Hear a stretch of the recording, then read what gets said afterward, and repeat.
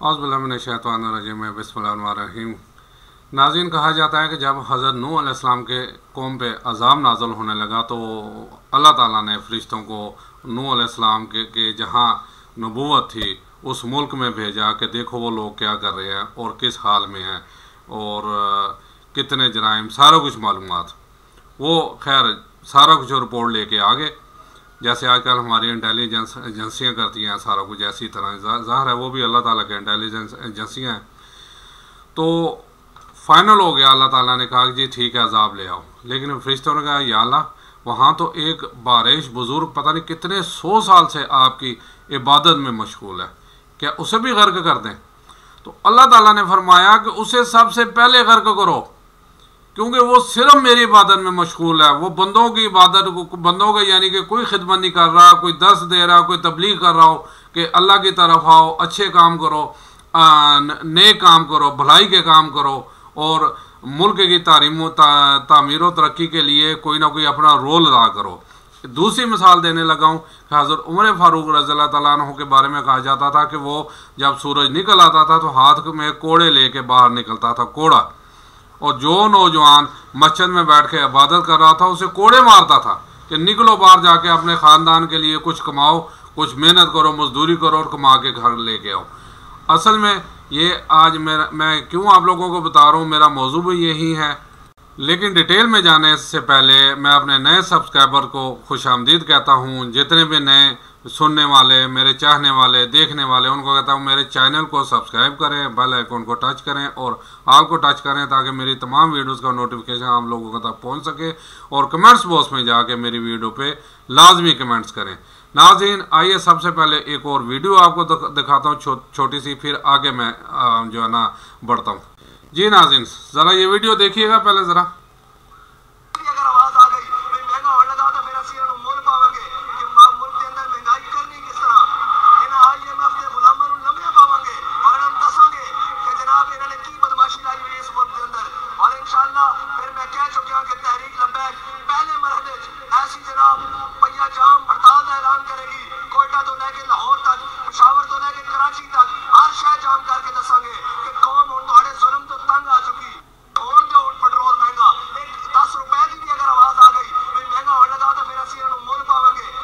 जी जनाब, ये थे तहरीक लब्बैक के इस टाइम चेयरपर्सन आल इन आल खादम रिजवी साहब के बेटे साद रिजवी साहब, जो पिछले अपना रमज़ान से पहले की गिदड़ भभकियाँ लगा रहे हैं कि मैं ये कर दूंगा, मैं वो कर दूंगा, मैं तरावियाँ पढ़ लूँ, मैं रोज़े रख लूँ, मैं नहा लूँ ज़रा, तो उसके बाद जो है ना बाहर निकलता हूँ। और उसके बाद से तकरीबन 100 रुपये से ज़्यादा पेट्रोल बढ़ चुका है। ये 10 की बात कर रहे हैं ना, 100 रुपये से ज़्यादा पेट्रोल बढ़ चुका है। लेकिन पता नहीं कहाँ ये गायब है, ये बच्चा जो मुरा पता नहीं किधर है, कोई कुछ नहीं कहा जा सकता क्योंकि कोई इसका बयान नहीं आ रहा। असल में इसकी वजह मैं आपको बताता हूँ कि जो गोरा बहादुर है ना, वो उसके बारे में कहा जाता है कि वो अगले 100 साल की प्लानिंग जो है ना, 100 साल की प्लानिंग वो करता है। बल्कि अब तो मैं क्या कहूँगा कि 200 साल की प्लानिंग करता है। कि ये तकरीबन 1980 के अवाइल में एक American think tank Rand corporation, यानी ये इतने बड़े थिंक टैंकर थे कि हैं कि इनकी तजावीज़ और मशवरे वहाँ की जो कॉरपोरेशन है, वहाँ की सेनेट है, वहाँ की अदलिया है, वो भी मानती है, वो भी लब्बाई कहते हैं। यानी इतने बड़े ये थिंक टैंक है।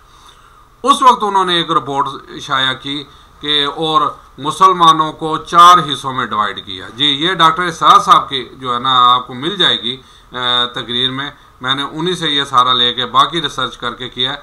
उन्होंने कहा जी मुसलमान इस टाइम 4 तबकों में, 4 हिस्सों में बटे हुए हैं। सबसे पहला क्या है जी, फंडामेंटलिस्ट।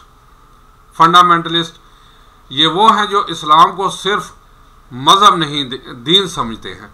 जी, वो यानी सारा कुछ जो है ना, ये कहते नहीं मजहबी जैसे दूसरे कहते हैं, ये वो कहते हैं ये हमारा दीन है जनाब, हम इसके बगैर ज़िंदा ही नहीं रह सकते। जो ये समझते हैं इस्लाम सिर्फ अकीदे, इबादत, रसूमात का नाम नहीं है, बल्कि इस्लाम एक पॉलिटिकल, सोशल, इकनॉमिक्स सिस्टम का नाम है, एक निज़ाम है, इज्तिमाई निज़ाम है। ये हमारे दुश्मन नंबर, वो इसे दुश्मन नंबर 1 समझते हैं। क्योंकि देखें, और वाकई हमारा मज़हब दुनियावी लिहाज भी पूरा, हमारे कुरान पाक के नुस्खे आज लेके देखें वो कितने रिसर्च करके कहाँ से कहाँ पहुँच गए, और हम सो रहे हैं। सिर्फ हम अपने कुरान पाक एक किताब को पकड़ लें ना, तो हमारी दुनिया भी संवर जाएगी और हमारी आखिरत भी संवर जाएगी। और असल में हमारे लिए किताब ही वो है, और उसमें सिर्फ अल्लाह ताला ने इंसान को मुखातब किया, बनीनो इंसान को। क्योंकि देखें अब हमारे यानी दीन इस्लाम में पॉलिटिकल यानी सियासत भी आ गई, सोशल इकोनॉमिक्स भी आ गए, सोशल वैल्यू भी आ गई और इकोनॉमिक्स यानी जितने ये मुआशियात वगैरह सारा कुछ वो भी सारा मिला के ये दीन बनता है। जो फंडामेंटलिस्ट इस पे कायम है, दायम है। लेकिन असल मसला है कि उनके पास एक प्लेटफॉर्म नहीं है, उनके पास इतना सोर्स नहीं है कि वो अपने अवाम को या अपने लोगों को या मुसलमानों को अपने गिर्द जमा कर सकें। वो चीदा आपको मिलेंगे और बिखरे हुए मिलेंगे, एक जगह आपको ये नहीं मिलेंगे। दूसरे नंबर पे आ जाते हैं जनाब ट्रेडिशनिस्ट, ठीक है, यानी रवायत पसंद मुसलमान जो है ना, वो इस बारे में लिखते हैं कि रवायत पसंद मुसलमान ये हमारे उलमा जो काला रसूलुल्लाह में है, फ़कीह हनफी पढ़ रहे हैं, यानी अपने में मसालिक की किताबें पढ़ रहे हैं, जो अपने मसालिक में रहकर उसे डिफेंड कर रहे हैं। इनका असल मशरा दारुल उलूम है, पढ़ना पढ़ाना है, मसाजिद में खुतबा देना है, इमामत करवा दी, उससे आगे तो इनका खुद तो कोई कॉन्सेप्ट नहीं है, लिहाजा ये हमारे लिए ख़तरनाक नहीं है। लेकिन देखें वो गोरा कहाँ तक पहुँचता है। अगर ये लोग फंडामेंटलिस्ट के साथ मिल गए तो बहुत बड़े ख़तरनाक हैं, ये सबसे बड़े, ये फंडामेंटलिस्ट से भी ज़्यादा ख़तरनाक हमारे लिए हो सकते हैं। क्यों? आगे वो फिर कहते हैं क्यों? क्योंकि इनके पास अवाम तक रसाई का बहुत बड़ा ज़रिया है, और ज़रिया क्या है? वो ये मिंबर मसाजिद, क्योंकि ज़ाहिर है ये मौलवी ज़ाहिर मसाजिद में ऐलान करते हैं, मसाजिद में खुतबा देते हैं। जैसे हर जुमा को एक इज्तिमा हो रहा है, जलसा हो रहा है, छोटी सी जलसी करनी हो तो हज़ारों रुपए खर्चा करना पड़ता है, पोस्टरों पे, इशारों पे, कुर्सियों पे और दीगर इंतजाम में। आजकल तो बिरयानी की देगें भी चलती हैं जनाब, आपको पता ही है, ठीक है। और यहाँ लोग बिन बुलाए चले आ रहे हैं, नहा धोकर, कपड़े बदल कर, अत्तर वगैरह लगा कर आ रहे हैं, यानी पूरे एहतमाम के साथ, कच्चे धागे के साथ बंधे चले आ रहे हैं। लिहाजा इनके पास बड़ा ज़रिया है। ये अगर फंडामेंटलिस्ट के साथ मिल गए तो फिर बहुत ख़तरनाक हैं। लिहाजा एक तो इनको फंडामेंटलिस्ट से दूर रखो, दूसरा इनको अपने अपने मसालिक के जो इख्तलाफात हैं उसमें मसरूफ़ रखो, उलझाए रखो, शोशे छोड़ते रहो, ताकि वो इस बहस में मुनाज़रेबाजी में मसरूफ़ रहें और अपना वक्त सारा वक्त इधर ज़ाया करें, और असल मकसद के लिए जो मिंबर कहता है। देखिए नबी करीम सल्लल्लाहु अलैहि वसल्लम के पास मिंबर था, ठीक है ना, वो मिंबर भी लोगों को खिताब करते थे, ये यानी कि उनके नाइब हुए, लेकिन आजकल दुनियादारी में बटे हुए हैं। अब देखें इसमें एक छोटी सी मैं बात बता दूंगा आपको कि जब पाकिस्तान की तहरीक चली तो सबसे ज़्यादा जो कलीदी किरदार अदा किया वो इन्हीं उलमा ने अपने मिंबरों से लोगों को अवेयरनेस दी। इकबाल का भी बड़ा रोल है, दूसरों का भी बड़ा रोल है, लेकिन सबसे ज़्यादा हमारे उलमा का रोल है।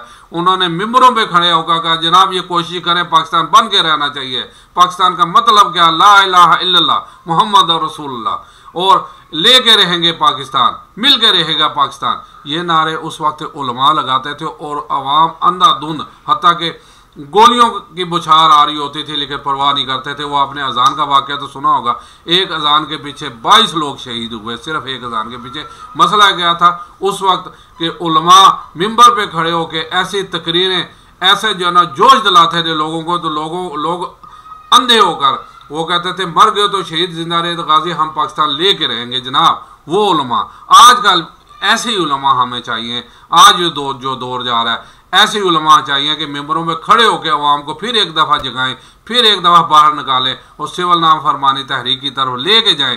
कहें जो जुल्म हो रहा है, अब अशराफिया बदमाशिया के लिए तो कोई मसला नहीं है, वो कल मैं एक तकरीर सुन रहा था मिनिस्टर साहब की, जो निगरान मिनिस्टर, वो कहता है जी हम बिजली सस्ती नहीं कर सकते, IPPs के साथ जो वादे करेंगे हम पूरे करेंगे, IPPs को देना ही है, इसलिए भूल जाए बिजली सस्ती हो जाए, भूल जाए महंगाई सस्ती होगी, भूल जाए आवाम को हम रिलीफ दे सकते हैं। जनाब ये उसका कहना है, यूट्यूब पे फुटेज उसकी मौजूद है, ज़रा दे सकते हैं।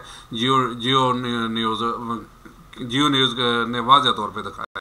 आप खुद ज़रा अपनी ज़बान अपने खुद सुन सकते हैं इस वीडियो में इन साहब ने क्या कहा, ज़रा सुनिएगा। खसारे में रहने वाले कौमी इदारों की निजकारी तेज की जाए, पैदावार बढ़ाने के लिए कौमी सनती पॉलिसी जल्द तश्कील दी जाए। निगरान वज़ीर आज़म की वज़ारत तिजारत और सनअत पैदावार को हिदायत, कहा महल वकूफ़ से फ़ायदा हासिल करने के लिए पाकिस्तान को तिजारती नक़्ल अमल का मरकज़ बनाया जाए। वज़ीर आज़म से निगरान वज़ीर IT उमर सैफ की भी मुलाकात, IT बरामदात $10,000 तक ले जाने का आज़म।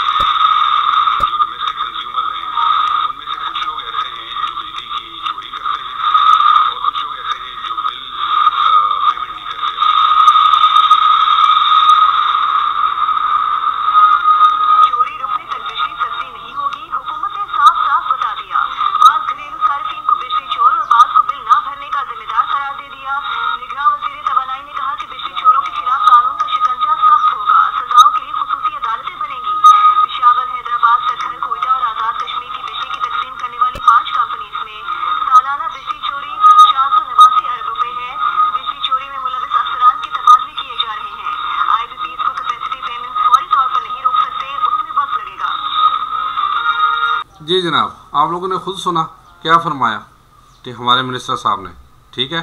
अब IPPs की जो चोरी होती है जनाब, हम तो नहीं करते, अवाम तो नहीं करती। मैंने आगे कहा था कि 1200 इन्होंने वापडा ने उस वक्त एक बंदा एक हायर किया कि जनाब ये चोरी के किधर से होती है, लीकेज किधर से होती है, इन्हें पकड़ो, इन्हें सजा दो, सारा कुछ।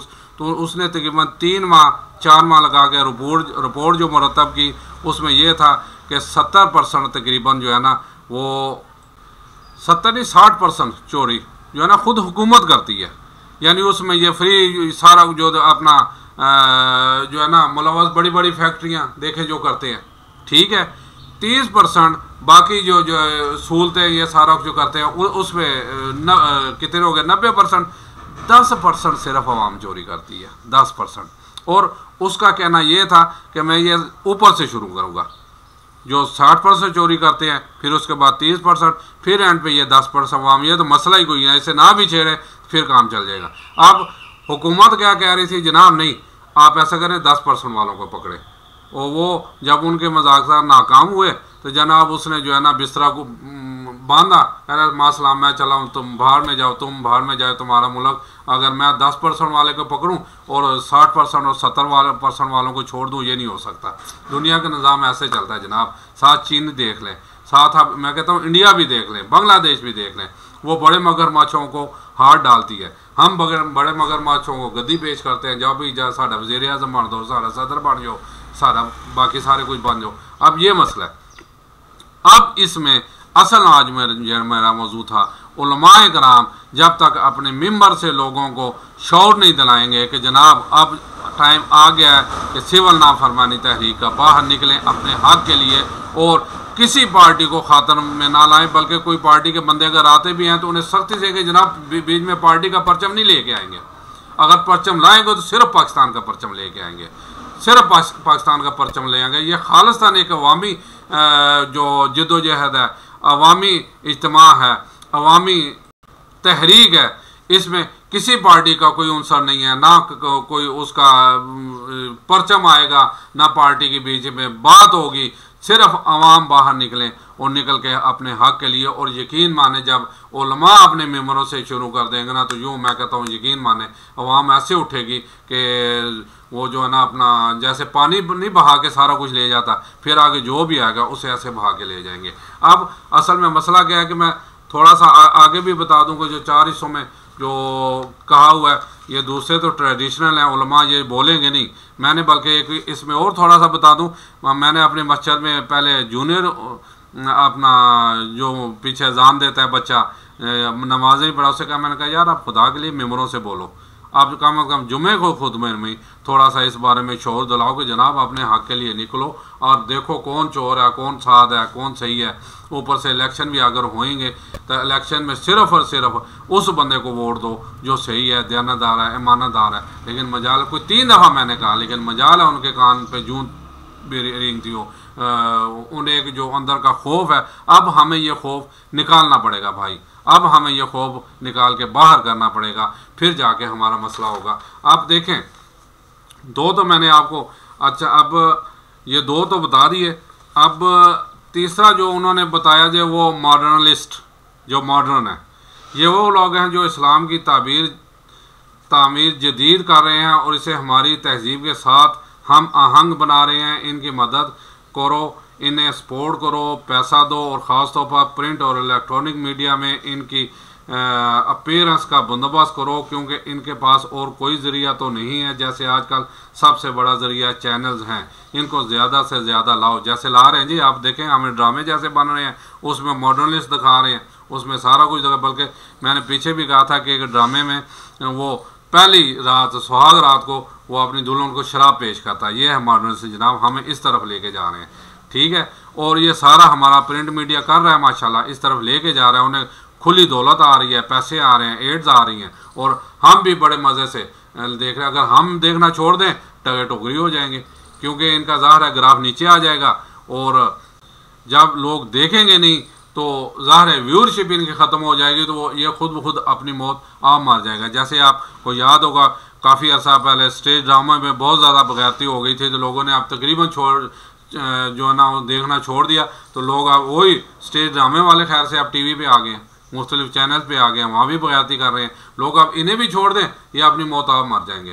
तो अब चौथा देखें जनाब, चौथा सेकुलरिस्ट, ये पहले ही हमारे जेब में है, ये पहले ही तस्लीम कर चुके हैं कि ज़िंदगी के निज़ाम का मज़हब के साथ कोई तल्लुक़ नहीं है। मज़हब नाम है अक़ीदे का, इबादत का और रसूमात का, ये तो हमारे ही हैं। यानी इनको कोई नहीं है कि यानी मज़हब और दीन एक जगह, ये तो कहते हैं। जैसे अमेरिका ने यही किया था ना, अपना वहाँ के जो पादरी हैं, वहाँ के जो बड़े हैं, उन्हें चर्च तक महदूद कर दिया मज़हब का। उन्होंने कहा जी आप उधर हो, दुनिया हमारे वाले कर दो, हम ना आपके मामले में बोलेंगे ना आप हमारे मामले में, उधर यही तो हो रहा है। तो जनाब ये चीज़ है। सबसे पहले साद रिजवी साहब, मैंने आपकी जो तो दिखाई ना, बहुत अफसोस की बात है कि आप जो कह रहे थे जी रमज़ान ख़त्म हो जाए, रोज़े ख़त्म हो जाएँ, तरावियाँ ख़त्म हो जाएँ, फिर मैं देखता हूँ इनकी ईंट से ईंट बजाऊँगा। भाई पता नहीं कौन सी ईंट से ईंट बजा रहे हैं, ठीक है।